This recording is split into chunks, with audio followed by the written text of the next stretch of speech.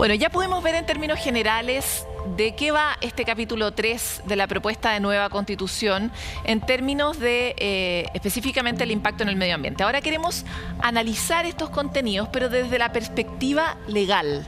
¿Por qué este énfasis?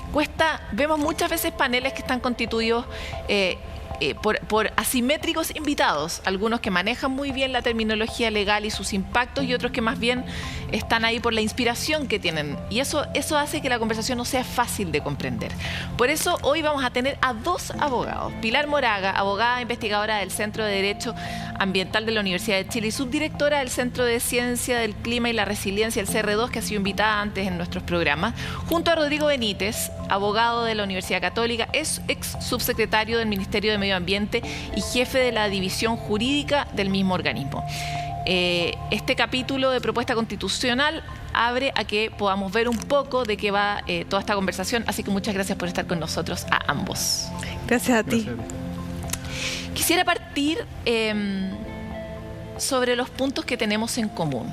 Yo sé que vivimos en un país donde es difícil entender qué es lo que nos une, pero dado que ambos tienen experiencia en términos de medio ambiente, me imagino que si hay algo en lo que puedan coincidir respecto de la propuesta, que es algo rescatable de esta nueva propuesta. ¿Qué es algo bueno que ustedes rescatan de esta propuesta? Quiero partir contigo, Rodrigo. A ver, yo venía justo pensando en el camino y tenía esa misma idea de que con Pilar son muchas más las cosas probablemente que nos convocan que las que a lo mejor tenemos pensamientos diferentes. Esta Constitución desde el punto de vista social ya es evidente que va a tener medio ambiente esta o la que venga, porque es una cuestión que llegó para quedarse. Tanto con la equidad intergeneracional, el tema del cambio climático, el reconocimiento de ciertas cuestiones básicas en el medio ambiente, de la protección del agua, de la protección de los ecosistemas. Yo creo que en eso es indudable y vamos a tener que avanzar. Quizá la mirada diferenciadora tiene que ver con el cómo, pero yo creo que la necesidad de protección y de entender que vivimos en un ecosistema y que somos seres que nos relacionamos con el medio ambiente es algo innegable hoy día. Me parece interesante lo que plantea Rodrigo y te quería llevar un poco para allá, porque en el fondo nosotros aquí le estamos hablando a ese enorme grupo de indecisos, por lo menos, que se plantean con más o menos números en las encuestas, porque la gente que ya está decidida a estas alturas. Ustedes dos ya tienen una decisión tomada, de hecho. Por lo tanto, a ese grupo de indecisos, le podríamos decir que en el fondo ya estamos en un estado del arte distinto respecto del medio ambiente, porque de acuerdo a lo que planteas, como que hay ciertas cosas que ya van a ser una condición para el Chile que viene. El tema de la justicia intergeneracional, algunos de los que mencionaba. Lo que pasa es que Chile ha venido avanzando en las últimas décadas, bastante. O sea, tenemos una nueva institucionalidad ambiental que ya no es tan nueva, desde el año 2010, donde hay una superintendencia, un servicio de evaluación, tribunales ambientales, o sea, estamos muy avanzados respecto al promedio. Eso obviamente tiene que tener un correlato constitucional. Hoy día la Constitución actual ha permitido toda esa habilitación de la política para poder avanzar en normas, planes de descontaminación, normas de calidad, normas de emisión. O sea, hay bastante avanzado. Protección. Pilar fue una impulsora de la Ley de Cambio Climático, que ya es ley del país, de la República, y que por lo tanto hay que implementar. Y eso, en el fondo, ha ido avanzando. Pero es evidente que hay ciertas cuestiones que tienen que estar. Obviamente la equidad intergeneracional es una de ellas, o sea, tenemos que hacernos cargo de las futuras generaciones. Pero hay cuestiones que obviamente dejan dudas, como por ejemplo, bueno, vamos más adelante. Vamos a hablar exactamente de eso, sí. Pero queremos partir con otro sabor, ¿verdad? Otro sabor en esta conversación. Pilar, para ti, ¿cuál es un factor que te parece bueno, esperanzador, revitalizante de esta propuesta en materia de medio ambiente? Mira, sabes que hace unas semanas organizamos unos diálogos internacionales con colegas académicos de distintas partes del mundo, y hay uno que nos hizo una metáfora un poco con lo que había pasado con el acuerdo político que inició el proceso constituyente, en momentos en que se estaba organizando la COP25 en Chile, y que por supuesto no se realizó dadas las condiciones sociales o las no condiciones sociales que existían en ese minuto, y se organizó en Madrid. Y dijo, esto es como es muy simbólico, porque finalmente como que las demandas sociales desplazaron a la prioridad en ese minuto, que era la cuestión climática y ambiental. Dijo, y es muy significativo que en el proceso constituyente y la constitución que hoy día se propone, ese tema volvió. Y sea tan central. Y volvió como un tema central. Quizás es como recuperar esa imagen de esta COP que echamos a Madrid, a Europa, y la recuperamos y la pusimos en el centro de la discusión. Y creo que eso no es casual. Como tú decías y como decía Rodrigo al inicio, la cuestión ambiental y climática en Chile nos convoca. Existe un consenso muy amplio y eso es un activo, es una cosa que existe en nuestra sociedad y que no es común en todos los países del mundo. Y que es transversal a las encuestas. No tiene mucha prensa, pero es muy transversal a casi todos los estudios la preocupación que tienen las personas, ¿no? Sí, también a lo largo de Chile. Sí, yo creo que esa es una preocupación de todos y todos estamos de acuerdo en que hay que hacer algo.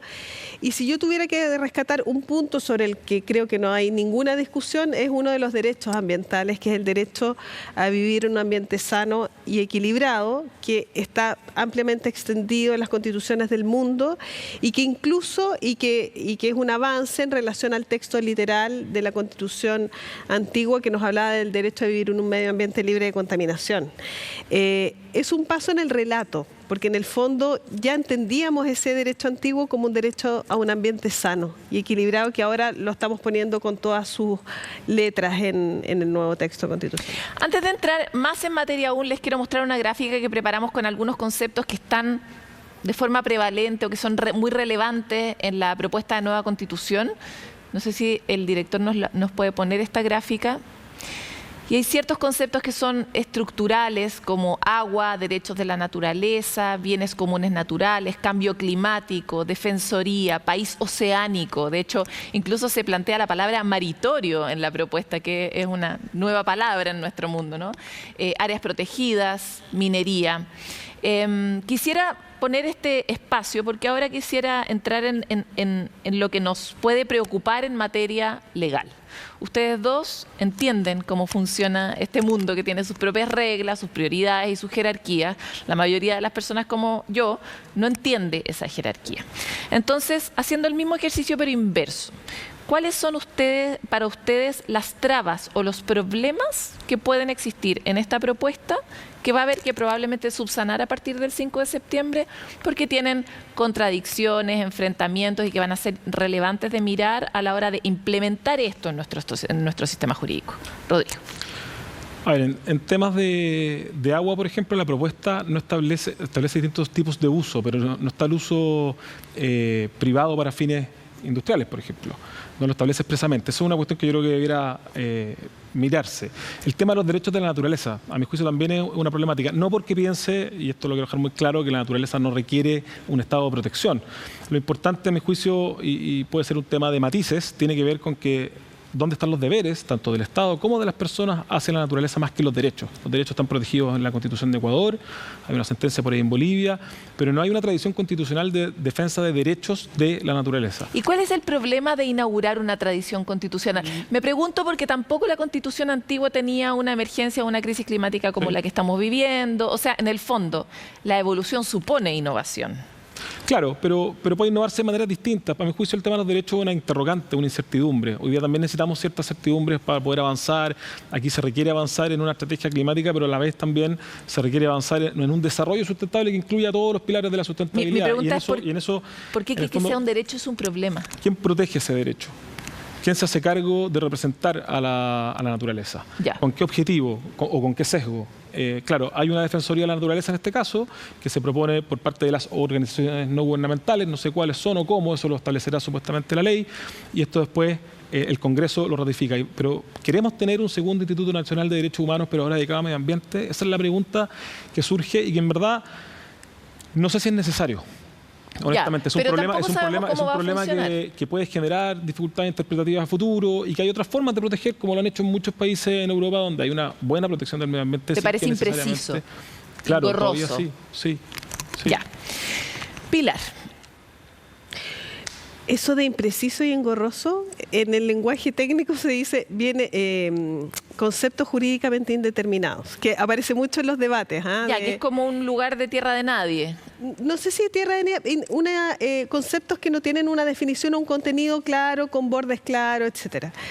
Ahora, respecto de ese punto, que quizás podría ser un punto de discusión o de incertidumbre, yo quisiera decir que los textos constitucionales es muy normal que tengan conceptos jurídicos indeterminados. Porque son principios, ¿no? Porque son normas que se van a ir adaptando adelantando en el tiempo. Y en medio ambiente para mí es el mejor ejemplo. O sea, este derecho a vivir un medio ambiente libre de contaminación. Contaminación. Veamos lo restrictivo que es el concepto.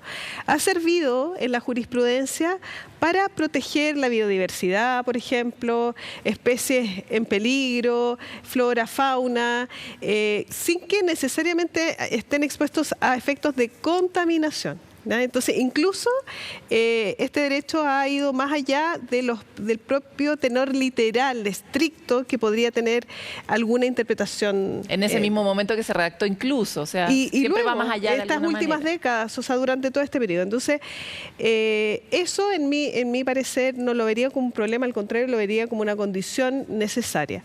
Ahora, quizás en materia ambiental yo no me atrevo a definir puntos de dificultad o problemáticos. Creo que pueden haber más aspectos me gustaría plantearlo como desafíos en su implementación, más que como problemas en la implementación. Y quiero quizás traer a colación un principio del cual se habla poco, pero que yo creo que es un desafío enorme, que es el principio de acción climática justa, que es un principio completamente novedoso a propósito de lo que tú decías, la innovación, esto de tener nuevas respuestas en el mundo que vivimos hoy, que es de urgencia, emergencia climática, etcétera. Se plantea este principio que no existe en el derecho comparado, tal cual, ¿ya? Hay elementos, la acción climática la conocemos, la justicia climática la conocemos, pero un principio como tal no. Y ahí encuentro que hay un desafío enorme, porque Chile justamente hoy está en la acción climática y se está enfrentando a los desafíos de que esta acción sea justa, ¿ya? Sea equilibrada. ¿Y en qué mejora este principio? Este principio, ¿Por qué es mejor que lo que tenemos? Porque en definitiva nos está dando un parámetro, un criterio, un concepto que nos permite iluminar la política pública. Esa política pública de la acción climática, que no va a estar entonces radicada únicamente en el Ministerio de Medio Ambiente, por ejemplo, sino que a lo mejor economía, a lo mejor obras públicas, exactamente. Ya. Tenemos súper poco tiempo, así que quiero ir avanzando y te dejo pendiente la cosa. Realmente aquí yo quiero invitarlos a un diálogo muy generoso con la gente que está indecisa, porque aquí hay un compromiso de reformar por ambos lados, ¿verdad? Muy específico respecto de qué se va a hacer el 5, pase lo que pase, ¿no? Y ahí sería súper interesante ver qué le corregiríamos y cómo, ¿no? A lo que sea que nos toque mirar. Vamos a avanzar otro poco sobre las institucionalidades que se proponen. Tú hacías una alusión recién, Rodrigo, a la Defensoría. Sí. También en materia de agua está este consejo que va a permitir administrar de otra manera el agua con un criterio mucho más sistémico, más de cuenca. Y me gustaría saber qué opinas respecto de esta institucionalidad y específicamente por qué es preocupante. Lo digo porque lo que me dices antes, es importante cuidar la justicia intergeneracional, etcétera, pero ¿qué pasa con los privados? Bueno, los privados también son parte del sistema. Entonces, ¿por qué podría ser preocupante que ellos no fueran parte de este sistema que trata de mirar todas las partes? A ver, en el tema de la Defensoría tiene un doble rol. Una vigilancia al Estado para que haga lo que tiene que hacer y una vigilancia de los privados. En la práctica esto implica, al igual que en el agua, después Pilar sabe más que yo de esto, digamos, pero es más burocracia, porque ya tenemos una superintendencia de medio ambiente que es la que vigila a los privados, y la vigila con bastante fuerza, con muchas herramientas. Hemos visto en los últimos días, además, ha estado muy activa, y hacia el Estado hay otros sistemas de vigilancia. Tenemos la Contraloría General de la República, tenemos los propios tribunales de justicia que le han pedido muchas veces coordinación, ejecutar acciones. Entonces, ¿para qué crear una nueva institución distinta, con las mismas funciones? ¿Y eso te parece suficiente? Porque con lo que tenemos hoy tenemos zonas de sacrificio, tenemos problemas de administración sí. En el fondo, lo que hay hasta ahora no ha logrado proteger lo que necesitamos proteger. Estoy completamente de acuerdo contigo, pero con un matiz. Eso tiene que ver mucho con el pasado. Cuando hablamos de zonas de sacrificio, son muchos proyectos que son previos a la entrada en vigencia del sistema de evaluación de impacto ambiental, previos a la entrada en vigencia de las normas de calidad o de emisiones en su minuto. Por lo tanto, hay todo un pasivo del cual nadie se ha hecho cargo nunca, ¿ya? De proyectos que no están sujetos a una regulación distinta y que históricamente se les ha dejado pasar un poco, justamente porque meterlos en una regulación es muy difícil. Son proyectos que implicaría prácticamente hacerlos de nuevo. El caso, por ejemplo, de Ventanas, que Es un proyecto que viene de hace muchas décadas, que tiene algunas cosas con evaluación ambiental y otras no, y que finalmente el gobierno o el directorio de Ventanas decidió cerrarlo. Entonces, cuando hablamos de zonas de sacrificio, estamos hablando de una cuestión muy anterior, y esto va a regular lo que pasa de aquí hacia adelante, qué pasa con los nuevos proyectos que se califican, qué pasa con los nuevos proyectos que se aprueban o se rechazan. Y en eso, la verdad es que la legislación está a la altura. Hoy día tenemos un sistema de evaluación ambiental moderno, podemos discutir si el comité de ministros o los comités regionales que aprueban son políticos o no políticos, y en eso podríamos tener una discusión, como dices tú, honesta y avanzar en eso. Ya, pero ¿tú crees que podemos avanzar? Lo digo porque hay otras zonas en potencial en sacrificio en formación como Tiltil, por ejemplo, que tampoco han encontrado una salida a pesar de no haber sido formados hace 50 años como el caso de Ventanas. Por eso era como, ¿alcanza con lo que hay? ¿Tú crees que alcanza? O sea, Tiltil, ¿cuál es el problema de nuevo? Planificación territorial. O sea, hay una serie de cuestiones, al final al sector ambiental se le achacan todos los problemas de la humanidad, y aquí hay un problema también de planificación del territorio, cómo planificamos el uso del territorio. La zona de Tiltil tiene una planificación que se eligió desde hace mucho tiempo, que es para cierto tipo de industria, y se han ido a parar allá. Vamos para acá. Me quisiera abordar la misma pregunta. ¿Es suficiente lo que tenemos y de qué manera lo que hay ahora en la propuesta podría eventualmente fortalecer o mejorar la situación en la que estamos? ¿Hay alguna garantía? Lo digo porque también uno lee. Yo soy una persona bastante pro ambiental. Leo y ahí tengo esperanza. ¿Pero esa esperanza se va a cumplir, Pilar?